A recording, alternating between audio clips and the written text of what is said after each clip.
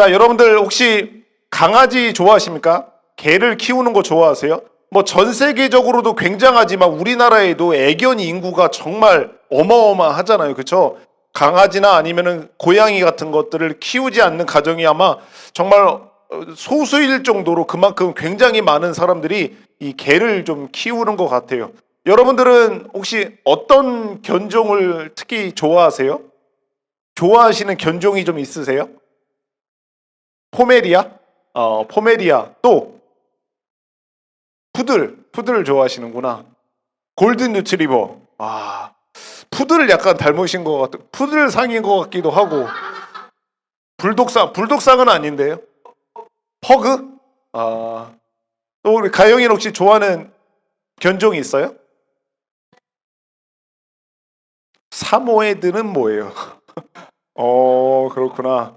아마 각자 좋아하시는 잡담하지 마시고 좋아하시는 견종들이 아마 있으실 것 같아요. 그렇죠? 좋아하는 견종들이 있는데 우리나라에서 특별히 우리나라 사람들이 특별히 좋아하는 견종 중에 하나가 바로 뭐냐면은 진돗개를 굉장히 좋아합니다. 그죠? 우리나라 토종견인 게 바로 이 진돗개인데요. 이 진돗개는 굉장히 영리하다고 합니다. 그리고 영리할 뿐만 아니라 굉장히 활동적이에요. 그리고 충성심이 굉장히 강한 견종 중에 하나라고 알려져 있어요. 그래서 우리나라 사람들이 우리나라 토종견이기 때문에 좋아하기도 하지만 이 진돗개의 충성심 때문에 이 진돗개를 굉장히 좋아하는 사람들이 많다라고 합니다. 이 충성심이라고 하는 것은 주인에 대한 충성심인데 이 주인을 굉장히 충성스럽게 따르고 충성스럽게 섬기는 뭔가 이런 강아지의 어떤 특징, 성격 때문에 우리나라 사람들이 진돗개를 굉장히 사랑스러워하는 것 같거든요. 근데 이 진돗개는요, 제가 알아보니까 특별히 첫 번째 주인에 대한 기억과 충성심이 굉장하다라고 알려져 있어요. 그래서 종종 들려지는 이야기가 어떤 이야기가 들려지냐면요. 그 진돗개를 키우다가 어떤 다른 사람들한테 분양을 할 때가 있잖아요. 그런데 그 사람한테 분양을 했어요. 그래서 그 집에 갔단 말이에요. 그런데 이 첫 주인에 대한 기억이 너무나도 강하기 때문에 그리고 보고 싶기 때문에 그 집을 나와서 첫 주인의 집을 찾아서 다시 돌아오는 이런 뉴스가 심심치 않게 들려지는 게 바로 진돗개의 이야기입니다. 여러분들도 아마 세상에 이런 일이 이런 거에서 그런 뉴스를 아마 들어보신 적이 있을지도 모를 것 같아요. 그만큼 첫 주인에 대한 충성심이 굉장히 강한 거죠. 그럴 뿐만 아니라 자신보다도 훨씬 더 덩치가 크고 힘이 센 동물이 자기의 주인을 막 해하려고 공격하려고 하면은 자기보다도 힘이 센지 알고 두려운 마음이 있음에도 불구하고 주인을 지켜야 된다라고 하는 그 생각 때문에 그 충성심 때문에 그 자기보다도 덩치 큰 동물에게 달려들어서 자기 목숨을 잃게 되는 그런 아마 소식도 종종 들어봤을 거라고 생각합니다. 그만큼 이 진돗개라고 하는 견종은 그 주인에 대한 기억과 충성심이 굉장히 대단한 동물이다라고 하는 것을 우리는 알고 있습니다.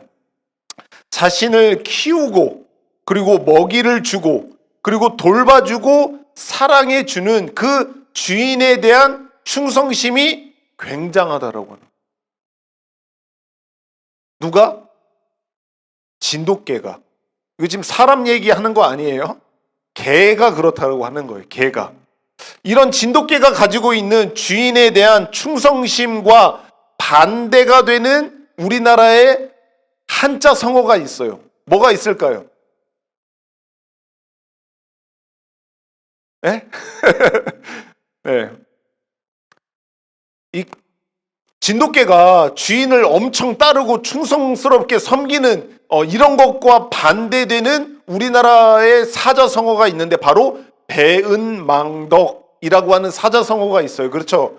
은혜를 잊어버리고 은혜를 입었는데 은혜를 잃어버리고 오히려 원수로 배신하는 그런 일들을 하는 것을 가리켜서 배은망덕이라고 하는 사자성어가 있습니다. 여러분 이스라엘 백성 있잖아요. 성경에 나오는 그 이스라엘이라고 하는 나라와 그의 백성들은요, 하나님으로부터 선택받은 백성들이었어요. 선택받은 나라였고 선택받은 민족이었단 말이에요. 그래서 그 선택받은 나라와 그 민족을 하나님께서 은혜를 베푸셨고 하나님께서 그들을 사랑해 주셨어요.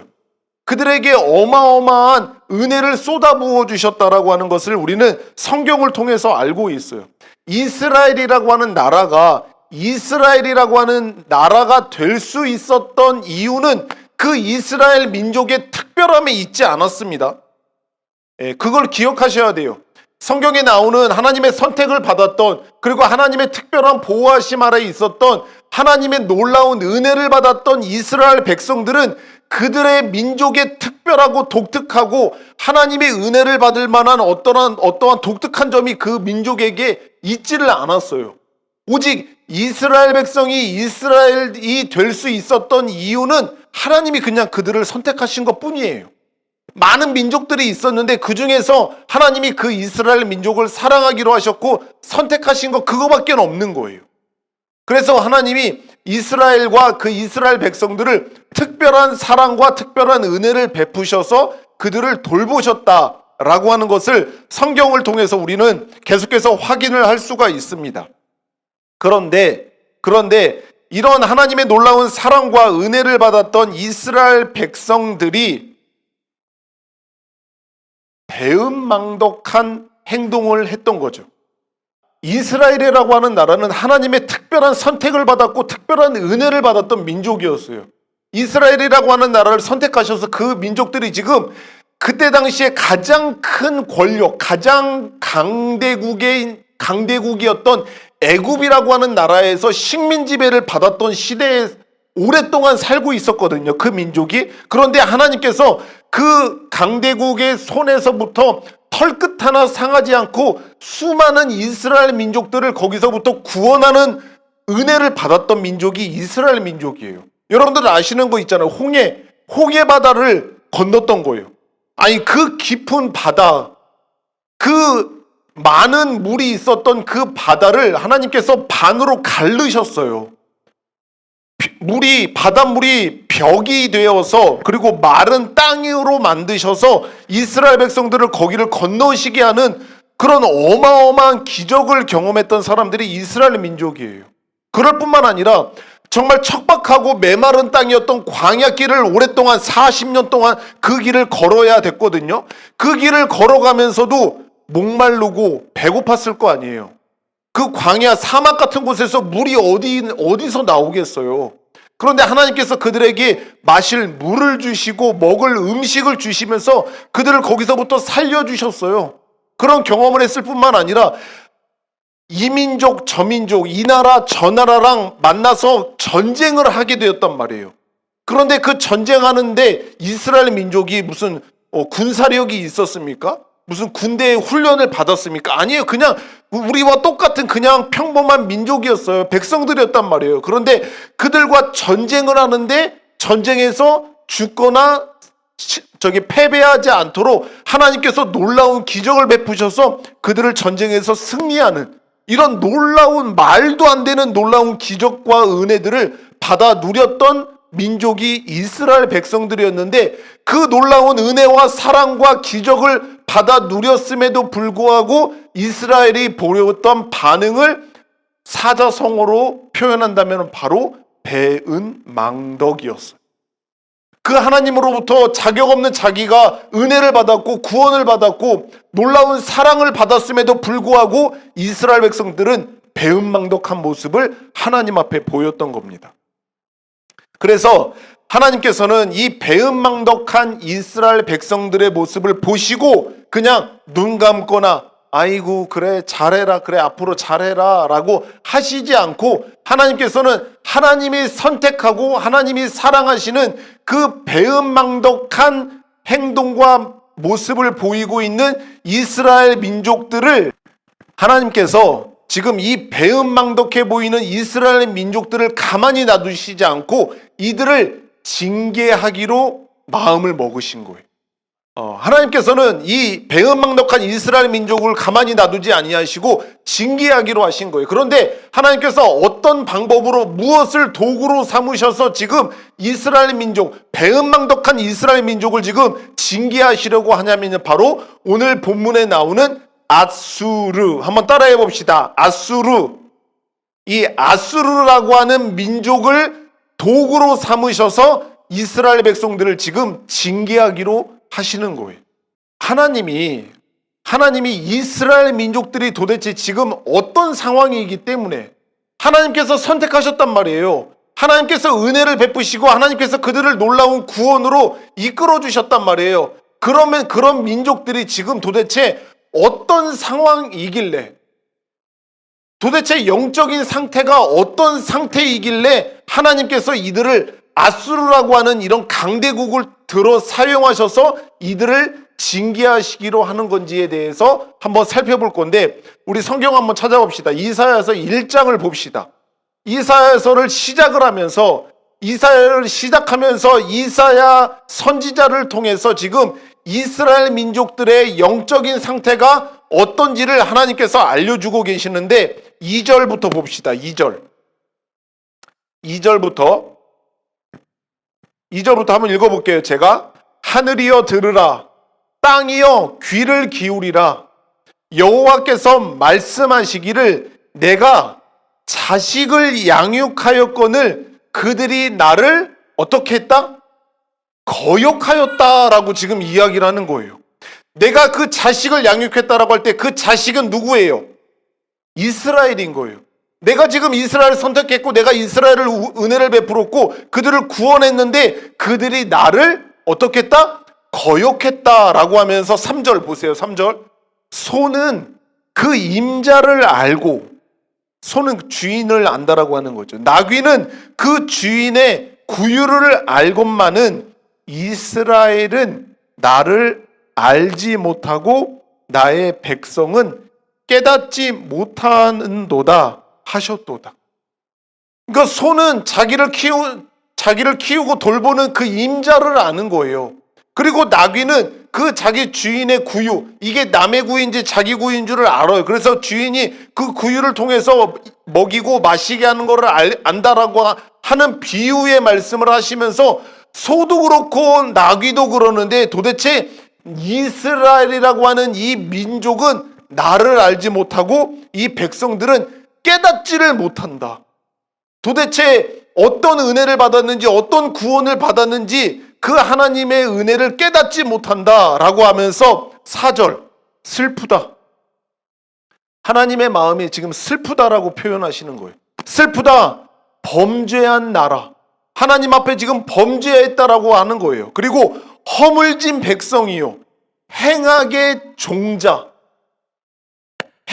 종자라고 말씀하시며 그들의 행위가 부패한 자식이로다. 그들이 여호와를 버리며 이스라엘의 거룩하신 이를 만홀히 여겨 멀리하고 물러갔도다. 지금 이 성경만 읽어봐도 지금 이스라엘이라고 하는 나라와의 민족이 어떤 상태인지를 느껴지시죠? 예. 하나님을 버린 거예요. 하나님을 떠나버리고 죄악을 일삼고 있는 이런 지금 모습을 하고 있는 게 이스라엘의 상태인 거예요. 심각한 상태인 거죠.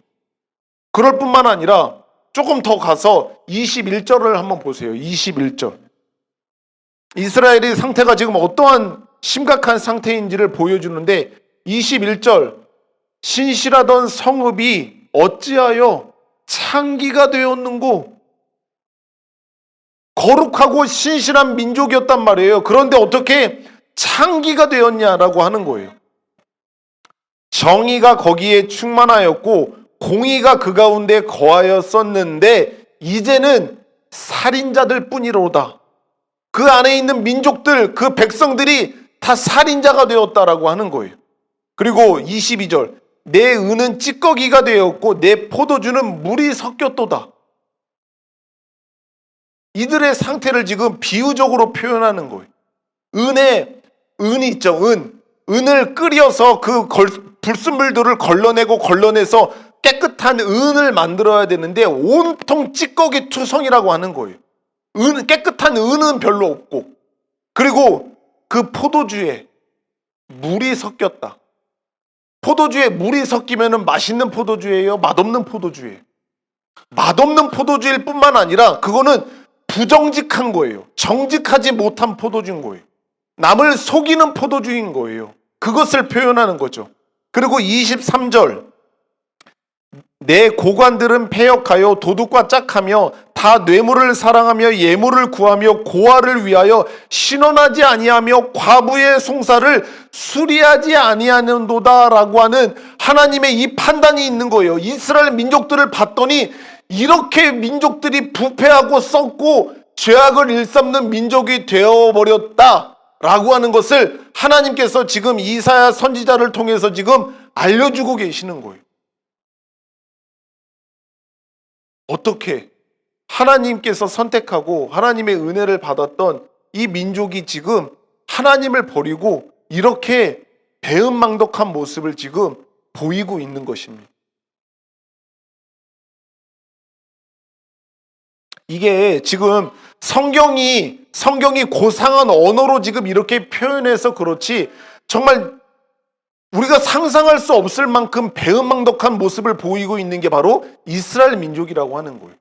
하나님을 잊어버린 거예요. 자기가 어떻게 이스라엘이 되었고, 그리고 어떻게 지금 그 자리에 있는지를 싹 잊어버리고 하나님을 모르는 것처럼, 하나님이 마치 없는 것처럼 죄악을 일삼고 악한 짓을 일삼고 있는 그런 모습을 하고 있는 게 지금 이스라엘의 모습입니다.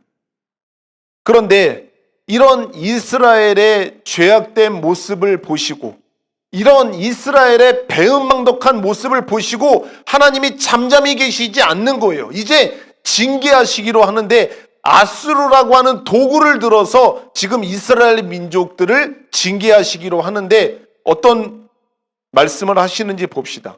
여러분, 우리 성경을 확인해 보기 전에 지금 하나님이 이스라엘을 징계하시기 위한 도구로 삼는 이 아수르라고 하는 민족은요, 이 지금 이스라엘에 대한 예언의 말씀을 하는 이사야서가 기록이 되었을 당시에 가장 최강대국은 어느 나라였냐면은 애굽이었어요. 애굽이라고 하는 나라였는데 이 애굽이라고 하는 나라의 버금가는 군사력과 정치력을 가지고 아주 막강한 힘을 가진 신흥 강국이 일어나고 있던 거예요. 그 나라가 바로 아수르였어요. 그래서 하나님이 지금 이전에는 애굽이라고 하는 나라를 통해서 이렇게 일을 하셨다고 하면은 이제는 아수르라고 하는 이런 신흥 강국을 들어서 지금 이스라엘을 징계하시겠다, 이 아수르를 나의 도구로 삼겠다라고 하는 것을 말씀하고 있다라고 하는 거예요. 한번 10장을 펴보시겠어요? 10장 5절과 6절을 한번 읽어보겠습니다. 5장 6절 시작. 아수르 사람은 화 있을진저 그는 내 진노의 막대기요 그 손의 몽둥이는 내 분노라. 내가 그를 보내어 경건하지 아니한 나라를 치게 하며 내가 그에게 명령하여 나를 노하게 한 백성을 쳐서 탈취하며 노략하게 하며 또 그들을 길거리에 진흙같이 질받게 하려 하거니와. 아멘. 지금 여기 보세요. 아수르 사람은 화 있을 것이다 라고 하면서 아수르는 내 진노의 막대기다 라고 이야기하는 거예요. 내가 이스라엘 백성들에게 진노하고 징계하기 위한 막대기다. 아수르의 손은 그의 손의 몽둥이는 바로 나의 분노다라고 말씀하고 있는 거예요. 그래서 이 아수르를 보내어서 경건하지 아니한 나라를 치게 하며, 경건하지 아니한 나라는 지금 누구를 가리키는 거예요? 이스라엘 백성들을 가리키는 거예요. 그들을 치게 하겠다, 그들을 징계하겠다라고 하시는 겁니다. 그래서 그 백성들을 쳐서 탈취하고 노략하며 또 그들을 길거리에 진흙같이 짓밟게 하겠다 라고 하시는 말씀을 지금 이사야 선지자를 통해서 이스라엘 백성들에게 지금 예언의 말씀으로 하고 계시는 거예요. 지금 이 말씀을 누구에게 하고 있냐면요, 패역한 배은망덕한 모습을 보이고 있는 이스라엘 백성들에게 하는 거예요. 너희들 앞으로 아수르의 민족이 내 몽둥이가, 내 막대기가 되어서 너희들을 칠 것이고, 너희들을 탈취할 거고, 너희들을 노략할 거고, 너희들을 짓밟을 것이다 라고 하는 예언의 말씀을 하고 있는 거예요. 이때 당시에 이 예언의 말씀을 듣는 이스라엘 백성들은요, 아수르라고 하는 나라가 어떤 나라인지 다 알고 있었어요. 모르는 나라가 아니에요. 누구든지 다 알고 있는 나라예요. 그 나라가 얼마나 강대국이고 그 나라가 얼마나 무서운 나라인지를 알고 있었단 말이에요. 그런데 지금 이사야 선지자를 통해서 지금 자신들에게 예언의 말씀을 하는데, 하나님이 지금 우리를 향하여서 아수르를 일으키셔서 그 아수르가 우리를 공격할 것이고, 우리는 그 아수르에 의해서 탈취당하고 노략당하고 짓밟힘을 당하게 될 거다라고 하는 그 이야기를 들었던 거예요. 그래서 아수르라고 하는 나라가 얼마나 무서운 나라라고 하는 것을 알고 있었던 이스라엘 백성들은요, 마음이 어떻겠어요? 두려웠어요. 무서웠어요. 지금 생각해 보세요. 미국이라고 하는 미국 대통령이 갑자기 우리나라와 막 관세 협상을 하다가 갑자기 열이 받았어. 예를 들자면, 상상을 해보자면 그러는 거예요. 관세 협상을 하다가 막 지금 갑자기 뭐가 틀어져 가지고 열이 받았어요. 그래서 미국의 트럼프 대통령이 지금 우리 한국 사람들에게 경고를 하는 거예요. 여러분들 지금 피신할 수 있으면 빨리 피신하세요. 제가 지금 열이 받아갖고 당신들을 공격할 겁니다. 당신들에게 미사일을 쏟아부을 겁니다 라고 만약에 그렇게 선전포고를 했다라고 해보세요. 그럼 우리나라 사람들은 어떻겠어요? 마음이 소름 돋죠. 소름 돋아.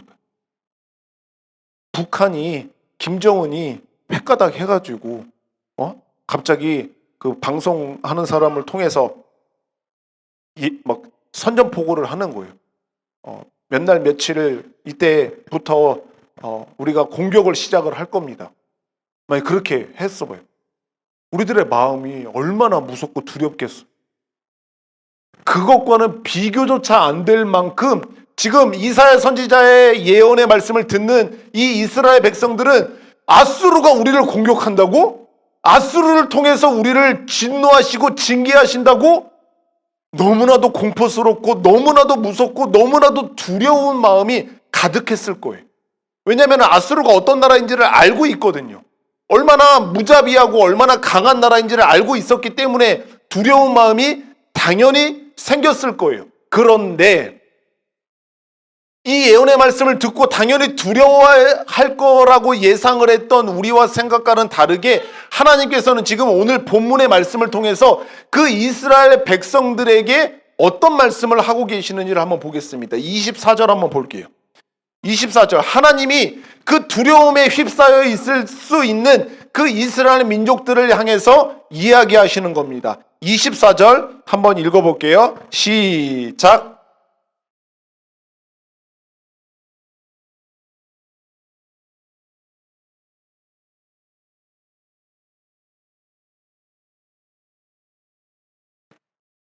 그를 두려워하지 말라. 하나님이 말씀하시는 거예요. 이스라엘 백성들에게 말씀하는 거예요. 너는 아수르를 두려워하지 말라. 그 앞에 말씀을 하시는 거예요. 내 백성들아, 이제 앞으로 아수르 민족들이 애굽이 너희들에게 했던 것처럼 막대기로 너를 때릴 거다. 몽둥이를 들어서 너희 이스라엘 민족들을 칠 거다. 그런데 너희는 두려워하지 말라. 그런데 너희는 두려워하지 말라. 하나님의 말씀이에요. 지금 아수르를 들어서 이스라엘 민족을 징계하시겠다라고 하시는 분은 누구예요? 예? 아수르 민족을 도구로 삼으셔서 이스라엘, 배은망덕한 이스라엘을 징계하시겠다라고 하시는 분이 누구예요? 하나님이 하시겠다라고 하는 거예요. 그런데 이스라엘 민족들아 들어라. 이제 조금 있으면 아수르가 너를 칠 것이고 아수르가 몽둥이를 들고 막대기를 들고 너를 때릴 거다. 그런데 너희는 두려워하지 말라라고 말씀하시는 분도 누구예요? 하나님이신 거예요. 어떻게 들리십니까, 여러분들? 두렵게 만드시고, 지금 하나님이 우리를 두렵게 만드시고, 그리고 우리 보고 두려워하지 말라라고 말씀하시는 것 같이 들리지 않습니까? 그렇게 들리죠? 태우 형제, 어때요? 그렇게 들리지 않아요? 이제 너를 칠 거야. 너를 때릴 거야. 너를 탈취하고 노략할 거야. 그런데 두려워하지 마. 이게 뭐 병 주고 약 주고 하는 것도 아니고, 이게 하나님이 왜 이렇게 말씀하시는지 잘 모를 것 같지만 그렇게 말씀하시는 하나님이 아니에요. 여러분, 지금 하나님이 두려워하지 말라라고 하잖아요. 지금 우리를 칠 거라고 하는 저 강대국이 우리를 공격할 거다라고 하는 이 예언의 말씀을 듣고 두려워하는 그런 마음이 있는 이스라엘 백성들에게 너희는 두려워하지 말라라고 하는데, 이 두려움이라고 하는 것은 사람의 마음, 느낌이거든요. 느낌이에요. 누구로부터 어떤 위협이나 어떤 위험을 감지하고 그것으로부터 마음이 불안한 거예요. 자기가 어떻게 될까봐. 그런 느낌을 우리가 두려움이라고 이야기하는데, 이 두려워하지 말라라고 기록된 이 성경, 구약 성경에 기록된 이 히브리어 단어는 야레라고 하는 단어가 쓰였거든요. 야레라고 하는 단어. 이것은 뭐 두려워하다 또는 경외하다 이런 뜻도 있고, 또 하나의 뜻이 있어요. 깜짝 놀라다. 이런 의미도 갖고 있는 게 바로 야레라고 하는 단어예요. 그래서 하나님이 너희는 두려워하지 말라라고 하는 것은 두려워하지 말라라고 하는 그런 의미도 있지만 놀라지 말라. 지금 아수르가 너를 막대기로 몽둥이를 들고 너희를 칠 건데 그것은 내가 시켜서 하는 거다. 그런데 너희는 그 막대기로 너희를 공격하는 아수르 민족의 공격을 보고 깜짝 놀라지 말라 라고 말씀하시는 것과도 같은 의미를 가지고 있는 거예요. 여러분, 정말 그 무서운 나라예요. 잔인하게 사람들을 노략하고 탈취하는 민족인 아수르라고 하는 나라가 우리를 지금 공격하고 우리를 탈취하고 노략한데, 근데 그것을 하나님이 그렇게 하실 거래. 그 이야기를 듣고 두려워하는 마음이 있는 그 사람들, 그 이야기를 듣고 지금 두려워한 마음이 가득한 그 사람들이 어떻게, 무엇 때문에 두려워하지 않을 수 있는 건가요? 하나님이 두려워하지 말라라고 하면 그들의 두려움이 싹 사라지나요? 그렇지 않을 것 같잖아요. 그런데 하나님께서는 무슨 이유 때문에 어떻게 해야 이 이스라엘 민족들이 두려워하지 않을 수 있는지를 지금 말씀하시는지를 우리는 알아야 되는 거죠. 두렵게 만드시고 두려워하지 말라라고 하는 말씀이 아니라, 지금 하나님께서 말씀하시는 이 말씀을 듣는 이스라엘 백성들은 하나님이 어떤 분인지를 알고 지금 이 두려워하지 말라라고 하는 그 말씀을 믿음으로 받았어야 되는 거예요. 그래서 이 이스라엘 민족들이 어떻게 해야 이 상황 속에서 두려워하지 않을 수 있는지를 이유를 두 가지를 제가 알려드리려고 해요. 첫 번째는 이 이스라엘 민족들이 두려워하지 않을 수 있는 이유는 이 지금 징계를 내리시는 분이 누구이고 지금 이 아수르를 막대기로 삼으셔서 우리를 치시고 우리를 때리시고 계시는 이 상황이 펼쳐지는 이 상황을 주관하고 계시는 분이 바로 누구인지를 알 때 비로소 두려워하지 않을 수 있는 거예요. 이스라엘 민족이 지금 아수르가 우리를 공격할 거다라고 하는 예언의 말씀을 들었단 말이에요. 그 들은 이스라엘 민족임에도 불구하고 이들이 그 예언의 말을 듣고도 불안해하거나 두려워하지 않을 수 있는 이유는 지금 이 징계를 내리시는 분이 하나님이시고, 이 징계를 아수르 민족을 통해서 우리에게 벌하시고 계시는 이 모든 상황을 주관하고 계시는 분이 바로 자신들의 하나님이다 라고 하는 사실을 알게 될 때 두려워하지 않을 수 있습니다. 왜 그렇게 쳐다보세요? 그게 무슨 말이에요? 라고 하시는 것 같은데, 그러니까 지금 이 징계가 다른 데서부터 오는 게 아니다라고 하는 거예요. 바로 자신들을 선택하시고 자신들을 구원하시고 자신들에게 은혜를 베푸시는 그 하나님께서 우리가 지금 어떤 처지에 있기 때문에 우리를 징계하고 계신다라고 하는 것을 알 때 두려워하지 않을 수가 있는 거예요. 그리고 이 모든 상황이 다른 것으로 인해서 이루어지는 게 아니라 하나님이 모든 상황을 주관하고 계신다라고 하는 사실을 알게 될 때 이들은 두려워하지 않을 수가 있는 거예요.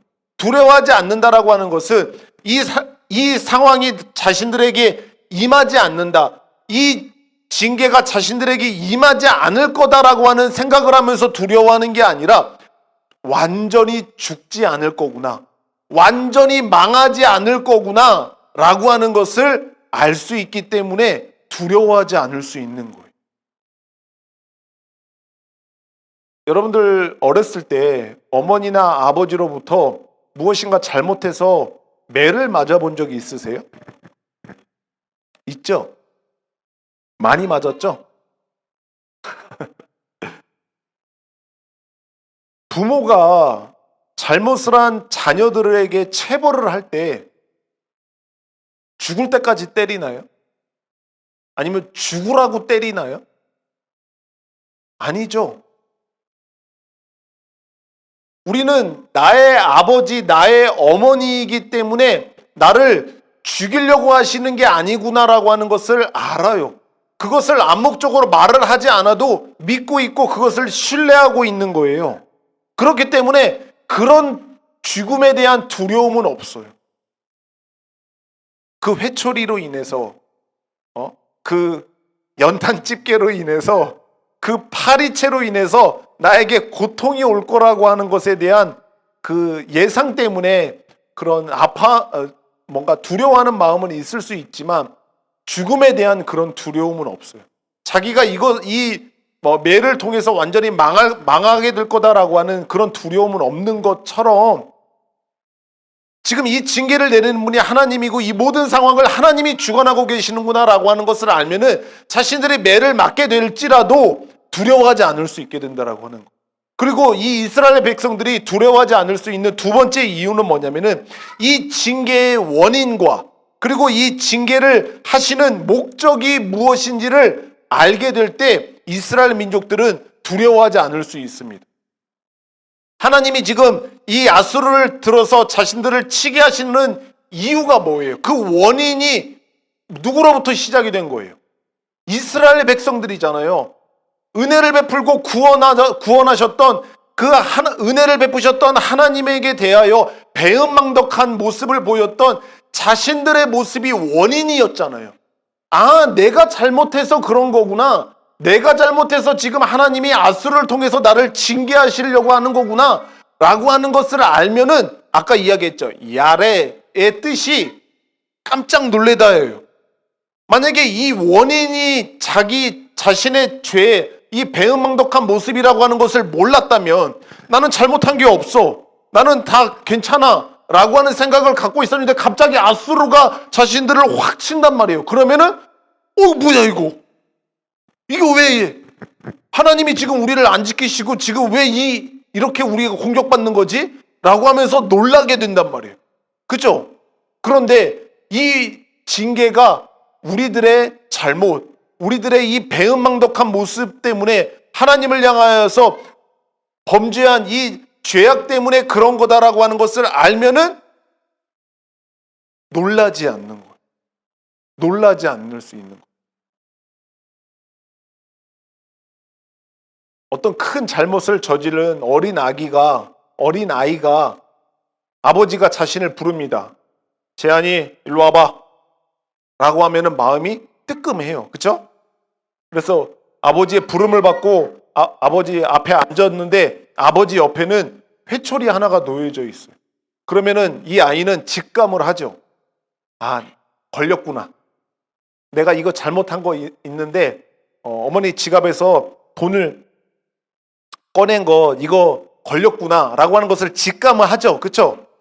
직감을 하면서 이 아이의 생각에는 아버지를 향한 믿음과 신뢰가 있기 때문에 자기가 잘못한 것에 준하는 합당한 매를 맞을 거라고 하는 것을 알고 있어요.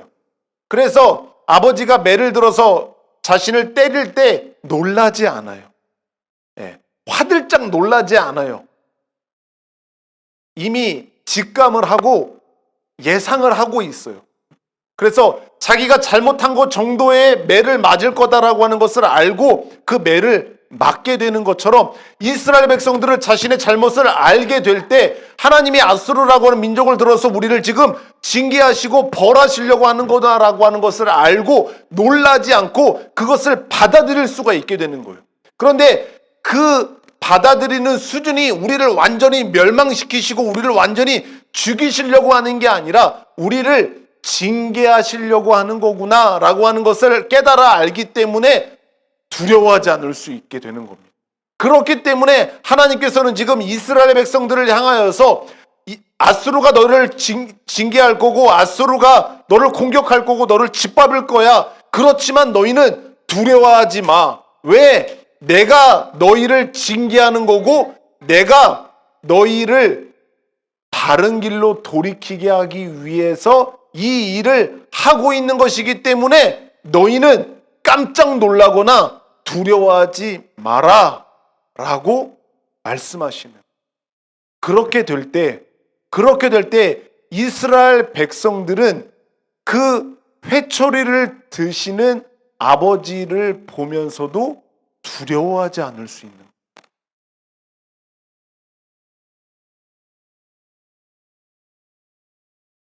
하나님께서는요, 자신의 자녀들을 징계하시는 목적은요, 그 벌 자체에 있는 게 아니에요. 그 회초리 자체에 있는 게 아니다라고 하는 것을 우리는 알고 있잖아요. 아버지의 마음처럼, 회초리를 드는 아버지의 마음처럼 자신이 사랑하는 그 자녀를 회초리로 고통을 주는 그 아버지의 마음은 어떻게 해서든지 지금 이 잘못된 길에서부터 다시는 그 길을 가지 않도록 만들기 위해서 사랑하는 자녀에게 회초리를 드는 아버지의 마음인 거죠. 바른 길을 걷게 하기 위한. 그 잘못된 길로 잘못 가서 큰 어려움을 당하기 전에 이 회초리를 맞고 거기서부터 돌이키게 하시기 위한 아버지의 마음처럼 하나님께서는 이스라엘 백성들을 징계하시는 목적이 분명해요. 그 무서운 아수르 민족을 들어서 이들을 짓밟고 이들을 완전히 멸망시켜버리려고 하는 게 목적이 아니에요. 지금 배은망덕한 모습을 보이고 있는 그 완악한 마음에서부터 돌이켜서 다시금 하나님을 경외하고 하나님을 예배하는 민족으로 새롭게 만들기 위해서 지금 징계하고 계시는 거죠. 그런데 그 징계를 받는 이스라엘 백성들은 그 징계를 내리시는 분이 하나님이시고 이 모든 상황을 주관하시는 분도 하나님이시고 이제 자신들에게 적절한 벌을 내리시고 징계를 내리시는 그 하나님이다라고 하는 사실을 알게 될 때 이들은 두려워하는 마음 없이 하나님께서 내리시는 이 무서운 징계를 거뜬히 받아낼 수 있었다. 여러분, 성경에는요, 참 우리 하나님을 믿는 사람들이 보기에도 너무나도 무자비하고 너무나도 무서워 보이는 하나님의 모습들이 있어요. 그런 게 기록이 되어져 있어요. 너무나도 잔인한 것처럼 느껴지는 그런 하나님의 모습들이 있는데 그런 모습을 볼 때 우리들은 두려워하는 마음이 있어서는 안 됩니다. 하나님께서는 분명한 목적, 의도를 가지시고 그런 일들을 하시는데 그게 성경의 여러 곳곳에서 기록이 되어져 있거든요. 하나님의 마음이 어떤 마음인지. 자, 한번 찾아볼게요. 그 이사야서 그 다음에 기록되어져 있는 성경이거든요. 한번 예레미야서를 한번 여러분 펴보시겠어요? 예? 찾으셨어요. 예레미야 29장을 한번 펴보시겠어요? 예레미야 29장. 예레미야 29장 11절부터 13절까지 한번 볼게요. 예레미야 29장 11절부터 13절. 이 예레미야서는요, 지금 이사야서와 비슷하게 지금 예레미야 선지자를 통해서 패역한 이스라엘 백성들을 돌이키게 하시기 위한 하나님의 메시지가 기록되어 있는 게 예레미야서이거든요. 그 예레미야서에 하나님의 마음이 어떠한 마음인지를 지금 기록을 해놓고 있는 거예요. 하나님이 지금 내가 어떠한 마음으로 지금 너희들에게 이런 징계를 내리는지를 기록해 놓고 있는 거예요. 자, 11절부터 13절까지 한번 같이 읽어보겠습니다. 시작.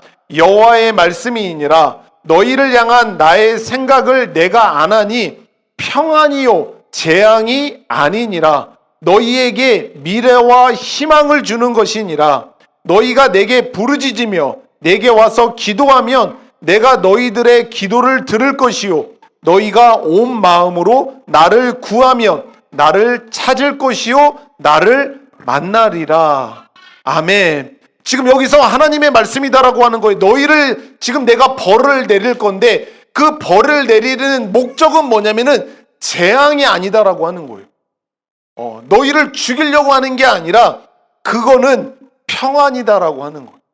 너희들에게 구원을 주고 너희들에게 평안을 주기 위해서 지금 이 일이 벌어지고 있는 거다라고 하면서 12절에 이야기하는 거예요. 너희는 나에게 부르짖어. 나에게 와서 기도해. 그러면은 내가 기도를 들을 뿐만 아니라 온 마음으로 마음을 돌이키고 다시 하나님을 향하여서 너희가 돌아올 때 너희가 나를 만나게 될 거야. 나의 구원을 입게 될 거야. 다시금 나의 은혜를 입게 될 거야. 라고 하는 말씀을 하는 거예요.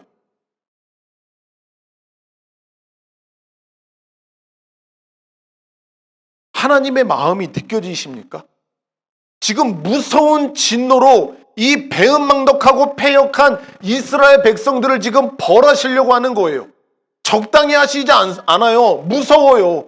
오금이 저릴 정도로 그 무서운 진노를 이스라엘 백성들에게 쏟아내시는 그 하나님의 마음이 어떠한 마음이냐면요. 평안이에요. 구원하기 위해서 제발 이스라엘 백성들아 제발 거기서부터 돌아와라. 거기에 계속해서 머물지 말고 내게로 돌아와라 라고 하시는 게 하나님의 마음인 거예요.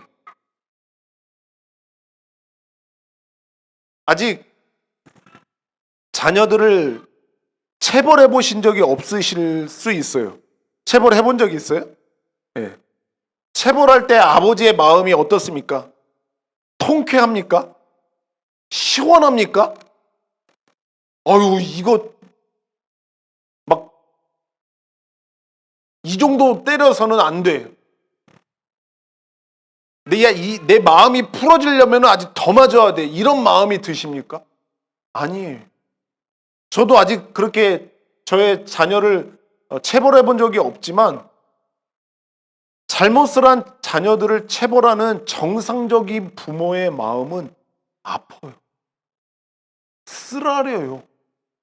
눈에 넣어도 아프지 않는 그 자기 자녀를 위해서 목숨까지도 내놓을 각오와 마음과 사랑이 가득한 부모가 그 사랑하는 자녀에게 고통을 주는 것은 그 자녀가 받는 고통과는 비교조차 할 수 없는 고통일 거예요. 하나님은 더더욱 그러세요. 지금 아수르 민족, 이 잔인한 민족을 들어서 이스라엘 백성들을 탈취하고 노략하고 그들을 짓밟는 징계를 내리시는 하나님의 마음은 더더욱 아픈 거예요.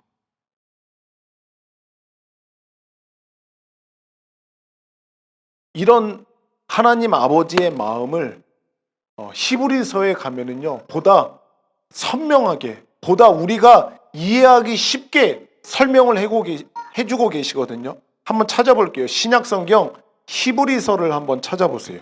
히브리서 12장 5절부터 볼게요. 여러분들 제가 읽을 테니까 눈으로 따라오시면서 보세요. 히브리서 12장 5절부터입니다. 또 아들에게 아들들에게 권하는 것 같이 너희에게 권면하신 말씀도 잊었도다. 일렀으되 내 아들아 주의 징계하심을 경히 여기지 말며 그에게 꾸지람을 받을 때에 낙심하지 말라. 오늘 말씀과 되게 비슷하죠. 막대기를 들어서 너를 치고 몽둥이를 들어서 너를 칠 건데 두려워하지 말라라고 하는 말씀과 비슷해요. 징계를 할 때 그 징계를 경히 여기지 말고 꾸지람을 받을 때 낙심하지 말라.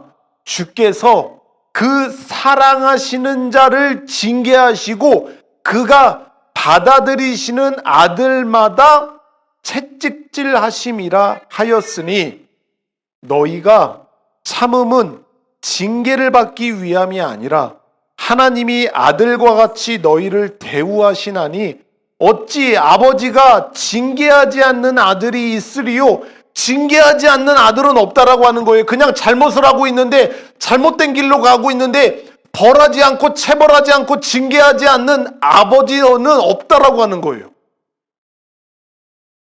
8절 징계는 다 받는 것이거늘 너희에게 그 징계가 없으면 사생하여 친아들이 아니니라.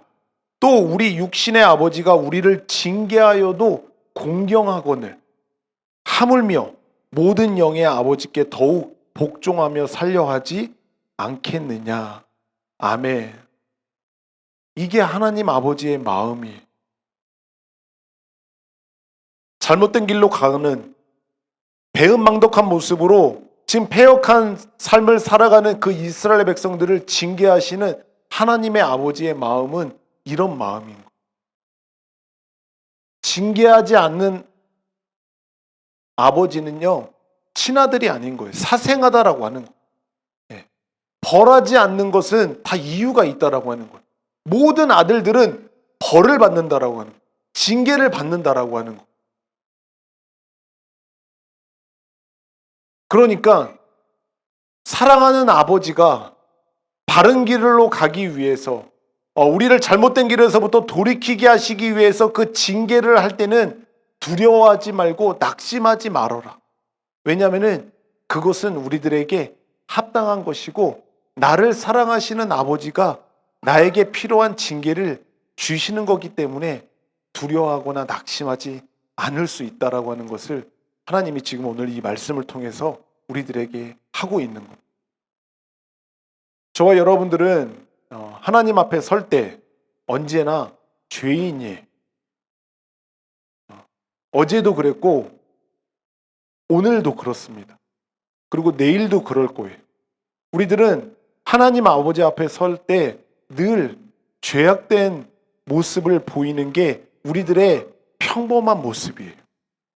그러면 하나님은 우리들에게 당연히 우리에게 하셔야 하는 모습은 어떤 모습이냐면은 징계하셔야 되는 거예요. 우리는 징계를 원치 않잖아요.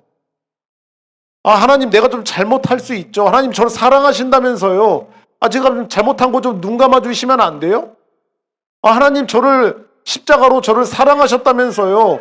제가 좀 이렇게 죄악된 일들을 하고 좀 잘못된 일들을 한다고 해도 그냥 좀 용서해 주시고 그냥 모른 척 해 주시면 안 돼요? 이런 마음이 들 수 있죠. 오늘 말씀에 의하면은 그런 아들들은 그런 자녀들은 사생하고 친아들이 아닌 거예요. 하나님이 우리가 어떤 죄악을 일삼고 있고 잘못을 하고 있는데 하나님은 우리들에게 있어서 침묵하신다? 아무런 조치를 취하지 아니하신다? 그거보다도 두려운 건 없어요. 가장 무서운 하나님의 징계예요. 사랑하는 우리 살아나는 교회 지체 여러분, 사랑하는 우리 하늘의 아버지께서 여러분들에게 때로 징계를 내리실 때가 있을 수 있습니다. 그것을 여러분들이 느낄 수 있을 때가 있을 것이고 때로는 느끼지 못하는 그런 징계가 여러분들의 삶 가운데 임하게 될 때가 있을 수 있어요. 그럴 때 여러분들은 놀라지 않으셨으면 좋겠어요. 그리고 두려워하지 않기를 주님의 이름으로 축원드립니다. 왜냐하면은 하나님은 우리를 사랑하시기 때문에 그래요. 하나님은 우리를 아끼시기 때문에 그래요. 그래서 우리를 그 잘못된 길에서부터 그냥 놔두지 아니하시고, 하나님은 때로는 무섭고 고통스러움이 많지 징계하고 우리를 몽둥이와 막대기로 우리를 때리시는 그런 하나님의 모습을 경험할 수가 있단 말이에요. 그럴 때 놀라지 마시고, 이것은 나의 당연한, 나의 죄악으로 인한 당연한 하나님의 징계이구나, 그리고 하나님께서 지금 나에게 이것을 허락하셨구나라고 하는 것을 통해서 놀라지 마시고, 하나님은 여전히 나를 사랑하시고, 하나님은 나를 이렇게 징계하시고 나를 벌하심에도 불구하고 나를 가장 많이 사랑하시는 분이다라고 하는 것을 잊지 않을 때, 우리들은 두려워하지 않고 그 징계를 받음으로 인해서 우리의 그 죄악된 길에서부터 돌이키는 하나님의 놀라운 은혜가 우리들의 삶 가운데 임하게 될 줄을 믿습니다. 하나님의 은혜예요. 징계하시는 거는 고통스럽고 아플 수 있어요. 그렇지만 그거는 하나님의 놀라운 사랑이고 하나님의 놀라운 은혜임을 우리는 잊지 않아야 되는 거예요. 그렇기 때문에 우리는 그 아버지의 그 몽둥이를 두려워하지 않을 수 있는 아들이 되는 거예요. 네. 그 몽둥이가 기쁘진 않죠. 그 몽둥이가 즐겁진 않죠. 그 몽둥이를 사랑하는 건 아니에요. 그럼에도 불구하고 아비가 우리를 징계하시는 그 몽둥이를 사랑하는 아버지이기 때문에 우리는 그거를 두려워하지 않을 수 있는 거예요. 왜? 하나님은 우리에게 예수 그리스도를 주셨잖아요. 우리를 사랑하시는 그 가장 완벽한 증거가 십자가에 달리신 예수 그리스도이시잖아요. 우리를 사랑하셨기 때문에 그 아들을 십자가에 못 박아 죽이신 거잖아요. 그거를 통해서 우리는 하나님이 나를 얼만큼 사랑한다라고 하는 사실을 아는 거죠. 다른 방법이 없었던 거예요. 그 징계 아니고서는 다른 방법이 없어서 하나님이 우리를 징계하시는 거예요. 그거 아니면은 우리를 돌이킬 수 없으니까. 이렇게도 해보셨고 저렇게도 해보셨는데 좀처럼 말을 듣지 않는 우리에게 하나님께서 따뜻한 사랑의 손길로 몽둥이를 드실 때 놀라지 마시고, 두려워하지 마시고, 아프더라도 그 하나님 아버지의 마음을 깨닫고 하루속히 그 죄악된 길에서 돌이켜서 하나님을 더 뜨겁게 사랑하게 되는 그 몽둥이를 드시는 따뜻한 아버지의 마음으로 다시금 돌아가게 되는 저와 여러분들의 삶이 되기를 예수님의 이름으로 축원드립니다. 아멘. 기도하겠습니다.